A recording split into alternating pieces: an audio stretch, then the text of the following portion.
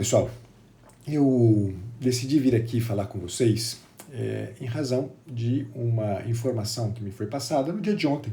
Hoje é dia 31 de janeiro de 2023, e no dia de ontem eu recebi de alguns alunos meus, de alguns supervisionandos meus, profissionais que atuam na área de saúde mental e desenvolvimento humano, eu recebi uma notícia do portal G1 que fora publicada no dia 29 de janeiro, dia que, aliás, é considerado o dia da visibilidade trans.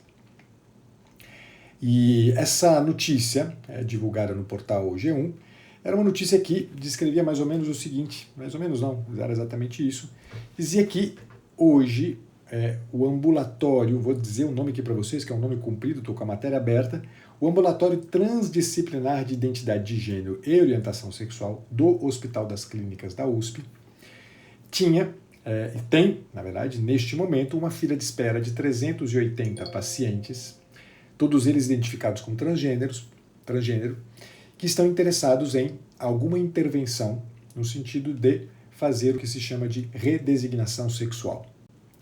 Uma redesignação que pode acontecer de uma de três formas diferentes, ou às vezes as três acontecem quase que subsequentemente.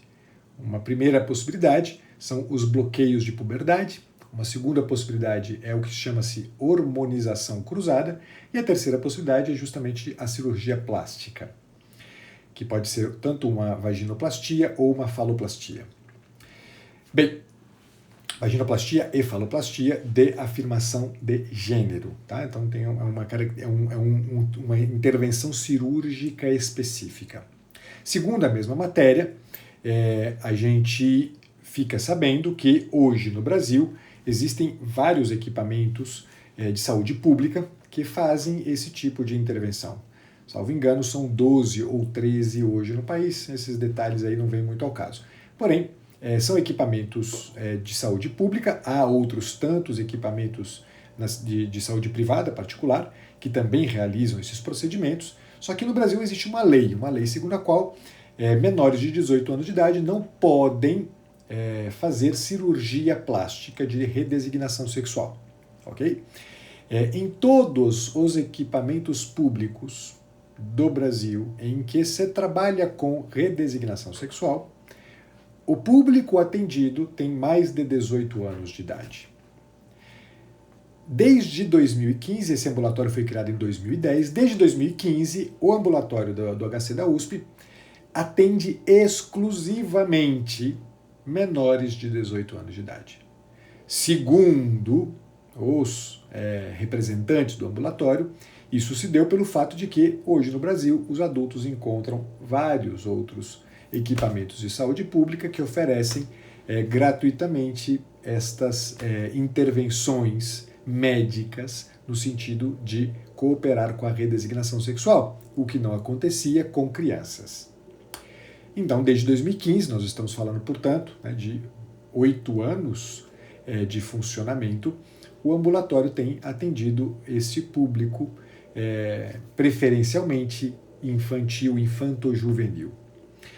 Assusta, quando a gente lê a matéria, descobrir que dos 380 que estão na fila de espera, 280 têm entre 4 e 17 anos de idade. Exato. Entre 4 anos de idade e 17 anos de idade. Os demais 100 têm mais de 18 anos de idade. E a gente se pergunta como é possível que um ambulatório trabalhe com este público e com uma quantidade bastante relevante de interessados nesta faixa etária, dos 4 aos 17 anos de idade.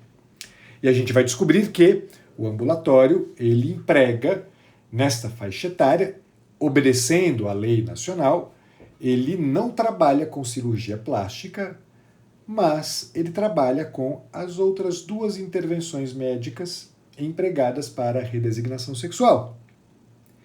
A primeira de todas elas pode ser empregada a partir dos 4 anos de idade até aos 12 anos de idade.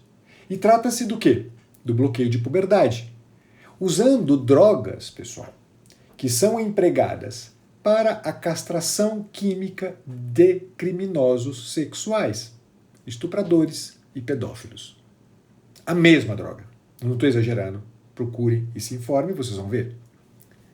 A partir dos 13 anos de idade até os 17, o ambulatório faz o que se chama de hormonização cruzada, ou seja, se eu sou o menino biológico, eu vou receber regularmente doses de hormônio feminino. Se eu sou uma menina biológica, eu vou receber regularmente doses de hormônio masculino.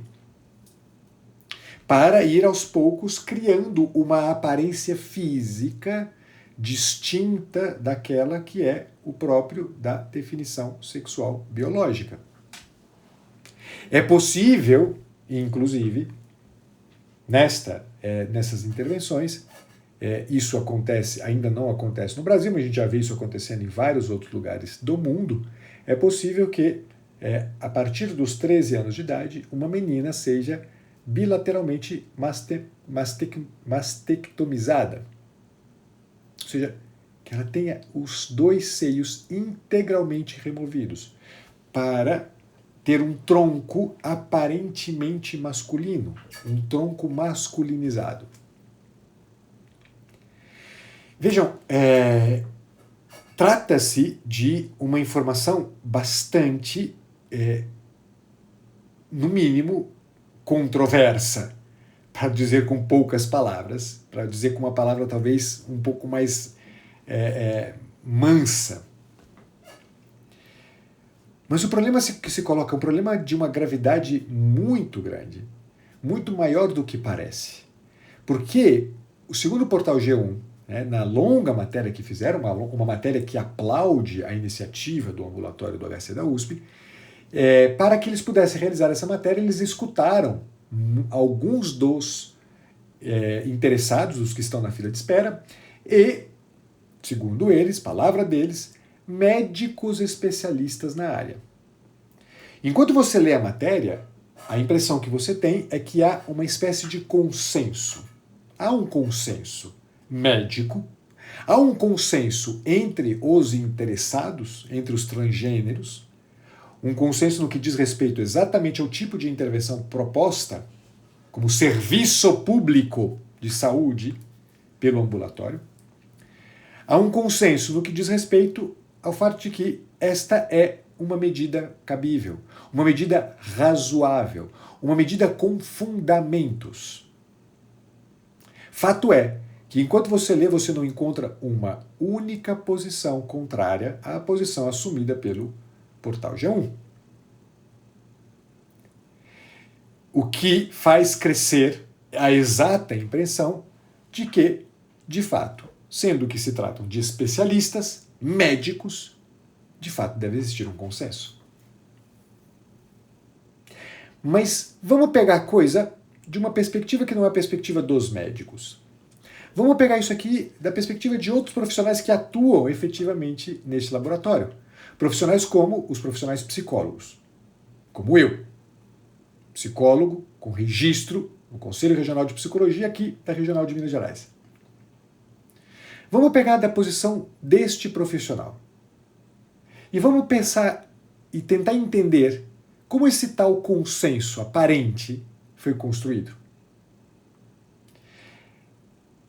Da posição do psicólogo, nós temos um problema muito grave e que, sem meias palavras, precisa ser dito com todas as letras. Ao psicólogo com registro no conselho é proibida qualquer manifestação contrária às posições assumidas pelo Conselho Federal de Psicologia. A palavra é esta.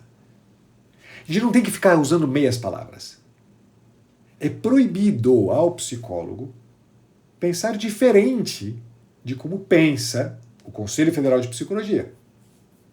Consenso forçado. E segundo o conselho, eu leio aqui para vocês, vou abrir aqui rapidinho. Segundo o conselho, regido por aquilo que eles chamam de código de ética, que não tem uma única vírgula daquilo que é a condição sem a qual é impossível se falar de ética, Ou seja, não há nada de universal e necessário nessa coisa chamada código de ética do psicólogo. Segundo esta excrescência jurídica chamada código de ética do psicólogo, lá no seu artigo 2º, é vedado ao psicólogo, abro aspas, induzir a convicções políticas, filosóficas, morais, ideológicas, religiosas, de orientação sexual ou a qualquer tipo de preconceito quando do exercício de suas funções profissionais. E, no entanto, ao profissional psicólogo que trabalha exatamente com afirmação de gênero, é permitido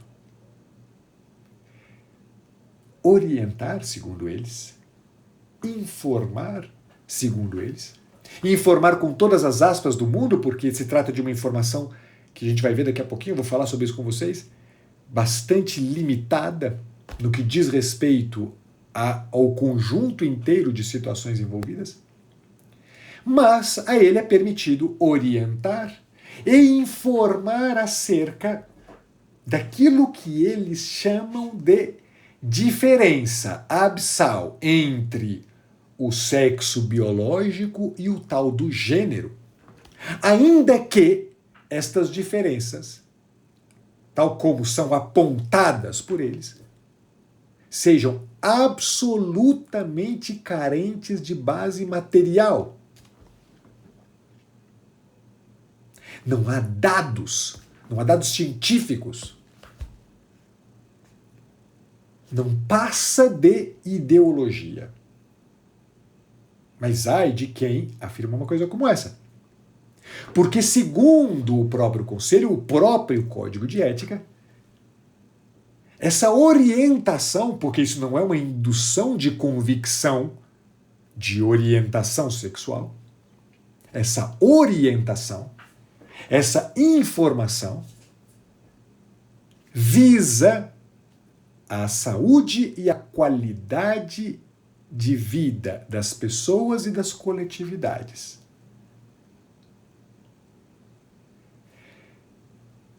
Vejam, a ideia que está em jogo é que a assunção de uma posição como essa, segundo a qual o sexo biológico e o gênero são mundos distintos,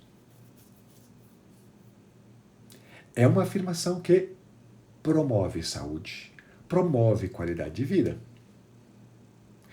Tudo, segundo eles também, segundo o mesmo código de ética, tudo isso aqui regido pela Declaração Universal dos Direitos do Homem, que propõe que qualquer tipo de atuação do psicólogo, o código de ética diz isso, deva ser baseado no respeito e na promoção da liberdade, da dignidade, da igualdade e da integridade do ser humano. Fecho aspas, código de ética. Percebem que o tal consenso médico aparente na matéria do G1 e que eu consigo entender exatamente de onde vem,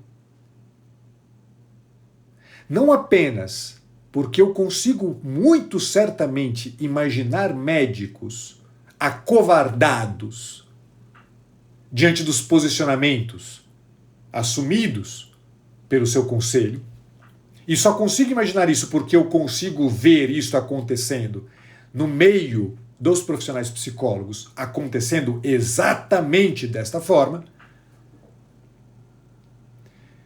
um consenso que é resultado, em primeiro lugar, de uma assunção sim de posição de certos canalhas da profissão, e por outro lado, de um medo, de uma covardia de outros tantos profissionais. E é preciso que se diga, porque essa orientação e essa informação,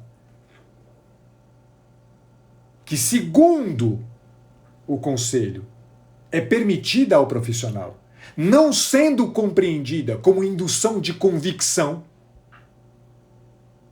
é uma orientação, é uma informação que corrige desigualdades, que corrige carências de dignidade, que corrige escravidões, que corrige desintegração da pessoa humana. Ainda que as informações sejam passadas apenas da perspectiva do que interessa.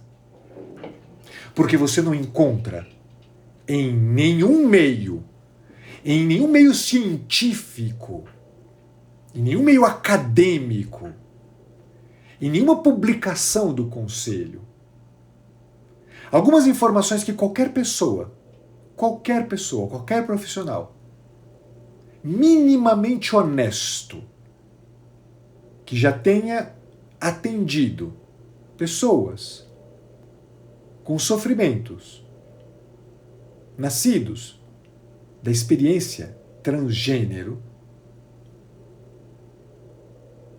sabem e já viram informações que nascem da experiência de profissionais e que certamente apontam para o completo contrário de um consenso. Quanto sofrimento, quanta disfunção,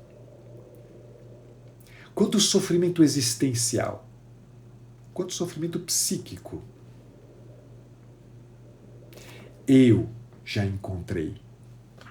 Tantos dos profissionais com os quais eu trabalho já relataram ideação suicida, tentativas de suicídio, automutilação. São relatos constantes entre jovens, crianças com disforia de gênero, entre adultos transgênero. Essas são informações que, porém, não nos são permitidas trazer a público. Experimenta tentar publicar um artigo científico em que dados como esses venham à tona. No Brasil, esta é uma impossibilidade. Nós estamos falando de revistas científicas, em que os artigos são analisados por pares. Ou seja, aparentemente deveriam ser avaliados esses artigos por pessoas verdadeiramente interessadas em conhecer a verdade e não em defender uma ideologia. Qualquer possibilidade de publicação de um artigo como esse é prontamente negada. Pareceres negativos de todos os consultores ad hoc de cada uma das revistas científicas do país, sobretudo do campo da psicologia. Você não pode ser informado, por exemplo, do sofrimento presente. Você não pode ser informado,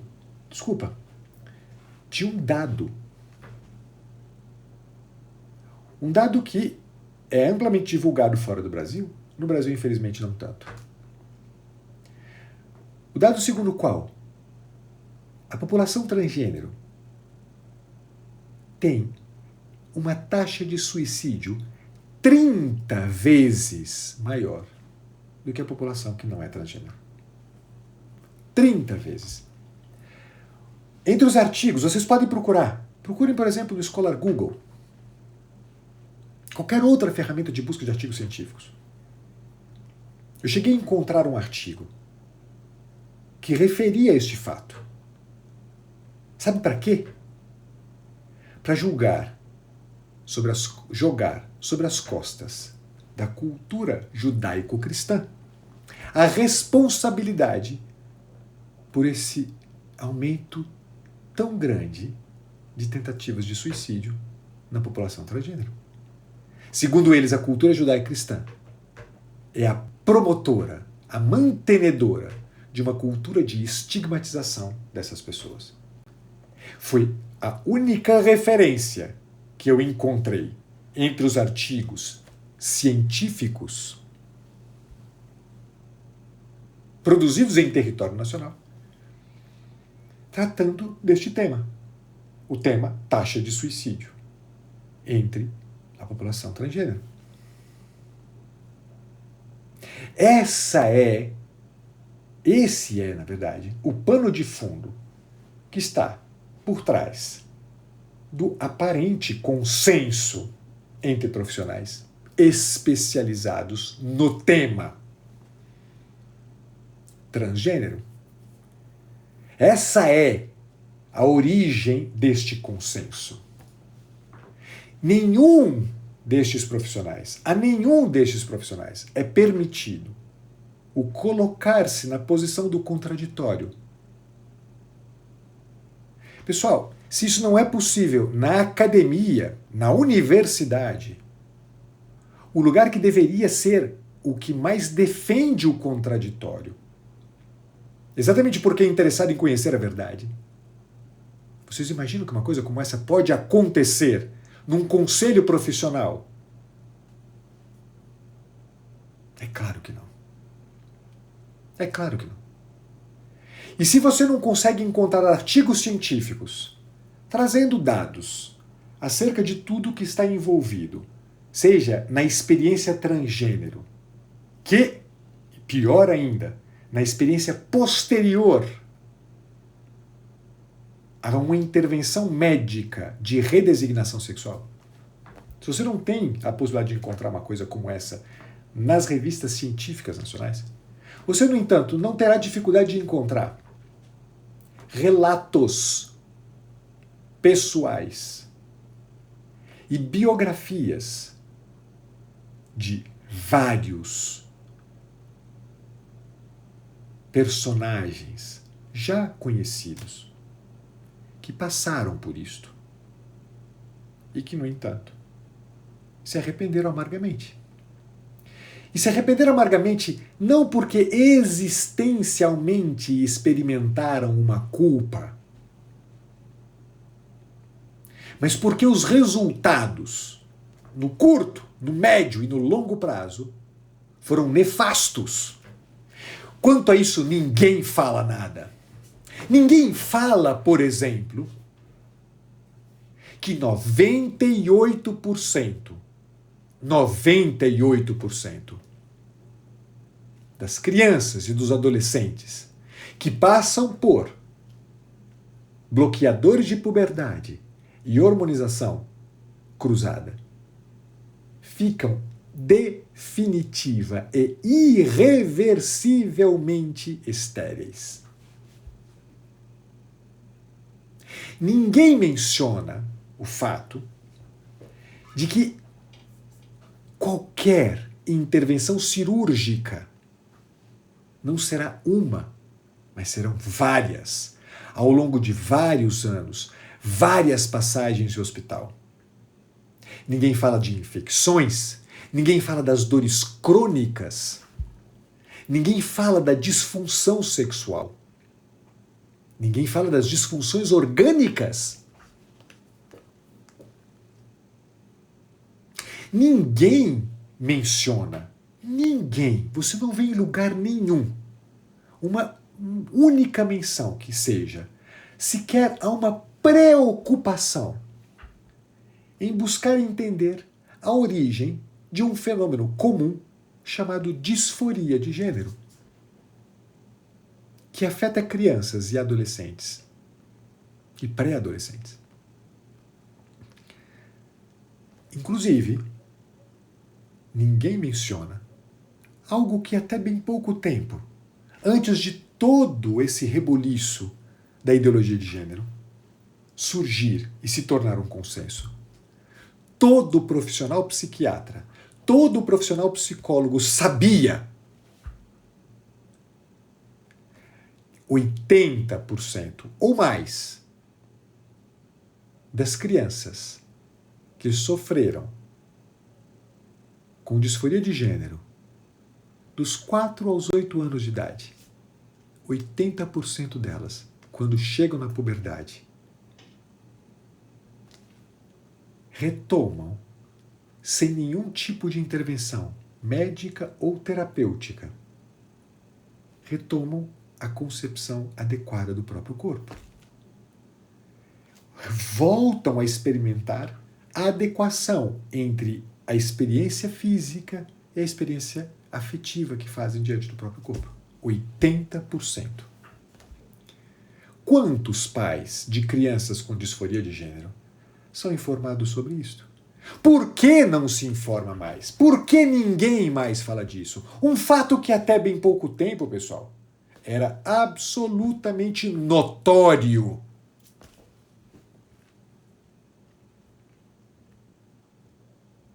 Por quê? Há nos Estados Unidos uma ginecologista especialista em vaginoplastia de afirmação de gênero, que é certamente hoje um dos nomes mais importantes na área. Doutora Marcy Browen.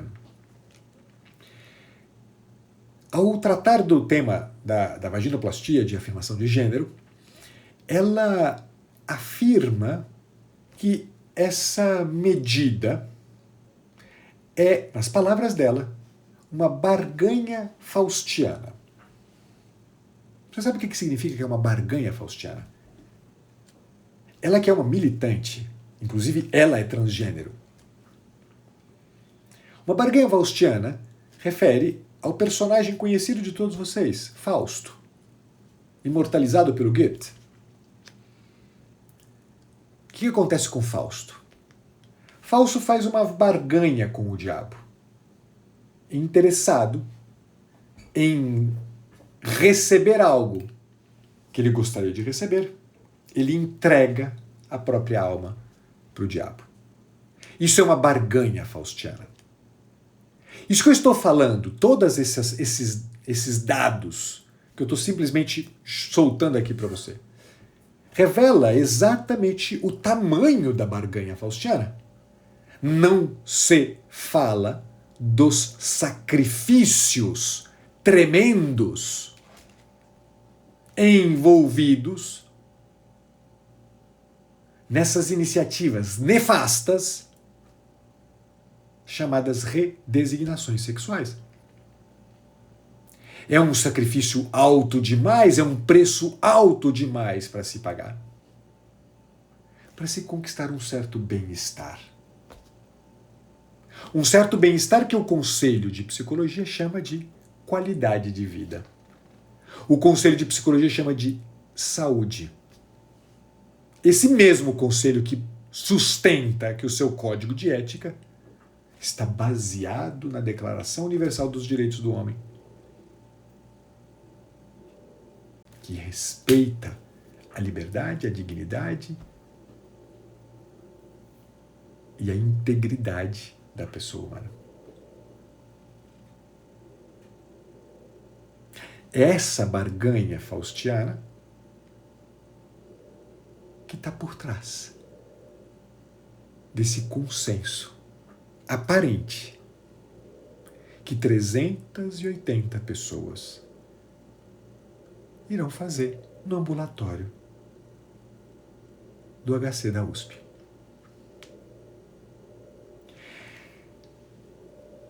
É muito significativo, pessoal, que a gente esteja num momento como este. É muito significativo que a gente não tenha se dado conta, não tenha conseguido perceber uma mudança tão gritante em termos de posicionamento. Em termos de posicionamento cultural. É muito significativo que a gente esteja se vendo em meio a algo que eu não consigo dar outro nome senão barbárie. Na medida exata em que a gente não consegue mais confiar na nossa capacidade de avaliação dos dados da realidade, baixando a cabeça para o que um bando de canalhas afirmam sem nenhum fundamento na realidade? A isso se dá o nome de barbárie? Não posso dar outro nome para isso. Há uma psiquiatra especializada em crianças e adolescentes, uma psiquiatra norte-americana chamada Miriam Grossman, que tem muito bravamente se colocado contrária às perspectivas assumidas por grande parte dos colegas médicos e psiquiatras dela no território norte-americano. Doutora Miriam Grossman, ela fala uma coisa impressionante. Ela diz que, e são palavras que eu não posso deixar de fazer minhas, porque descrevem algo daquilo que, para mim, interessa muito que vocês entendam. Diz ela, as crianças estão sendo sacrificadas no altar de uma ideologia que busca obliterar uma verdade fundamental da civilização. A realidade do homem e da mulher. Essa merda chamada ideologia de gênero quer fazer isso. Quer fazer-nos crer que aquilo que é a experiência humana mais evidente não tem valor. Porque o especialista da USP, o especialista que está lá, sentado na porcaria do gabinete dele, na universidade, na Torre de Marfim, afirmou que é assim,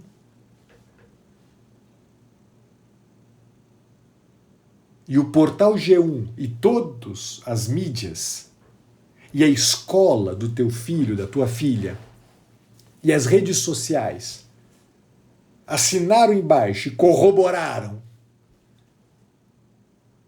você baixa a cabeça. E você entrega o teu filho, a tua criança, nas mãos deste tipo de pessoa. Esses profissionais têm o desplante de dizer para uma família, para um pai e para uma mãe, que encontra o próprio filho num sofrimento de disforia de gênero, ele tem o desplante de dizer para essa mãe, para esse pai, você não conhece o seu filho como eu conheço. Eu sei o sofrimento dele. Um profissional que encontra com essa família 3, 4 vezes, por meia hora, diz para você, pai, mãe, que ele conhece o seu filho melhor do que você. E ele ainda joga na tua cara uma chantagem emocional do tipo, você prefere ter um filho vivo? Ou um filho morto? Ou uma filha viva?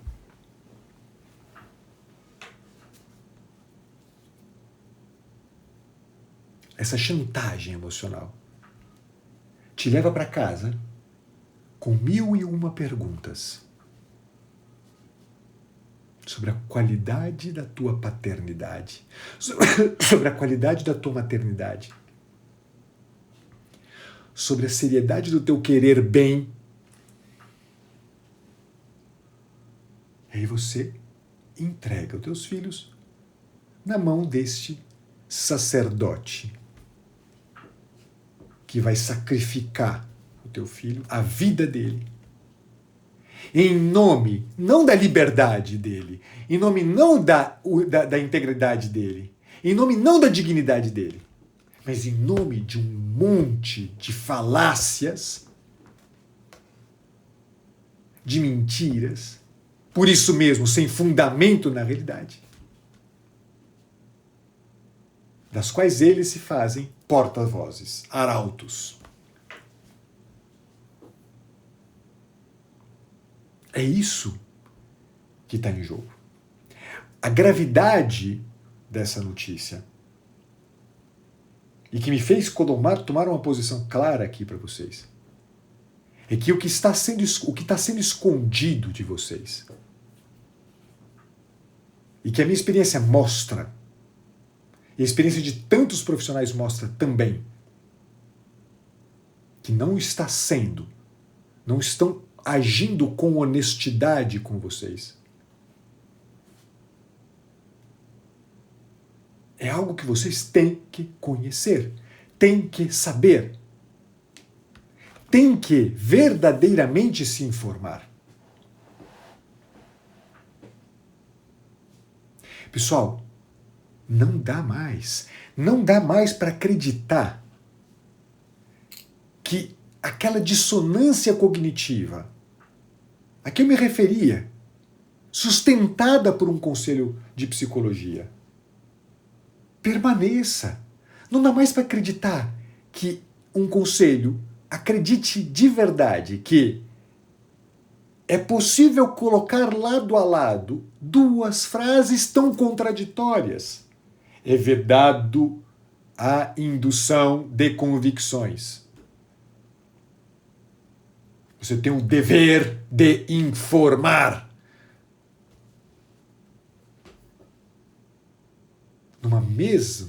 Num mesmo documento, duas afirmações contraditórias.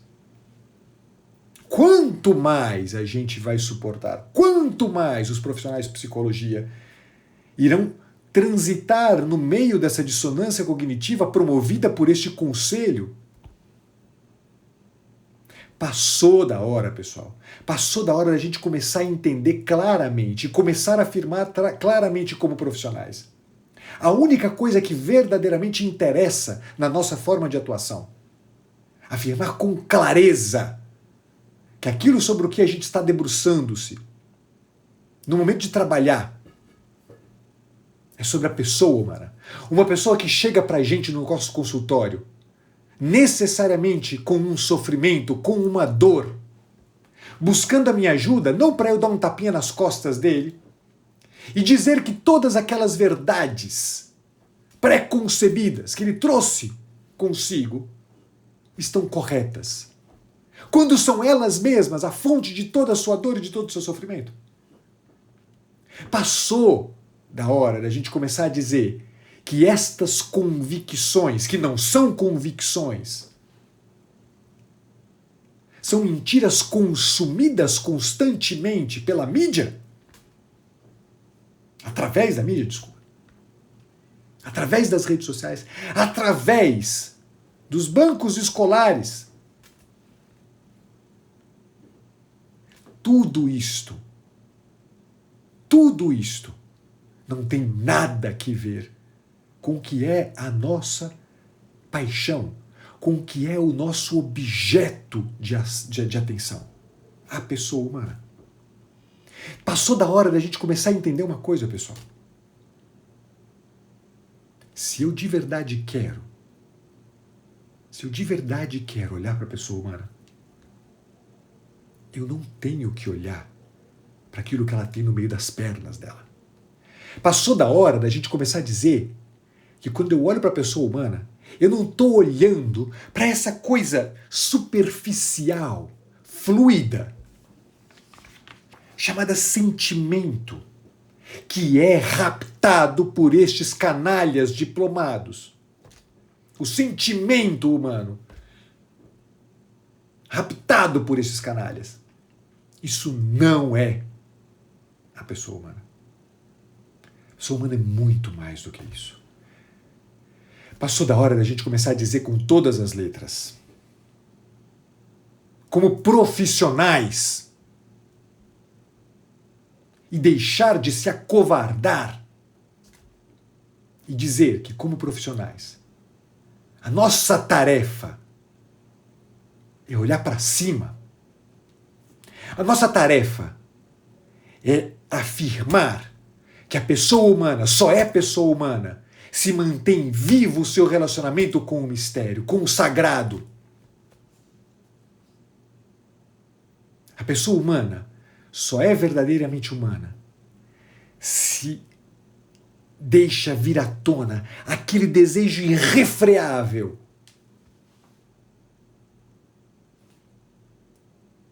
pela beleza, pela bondade, pela verdade.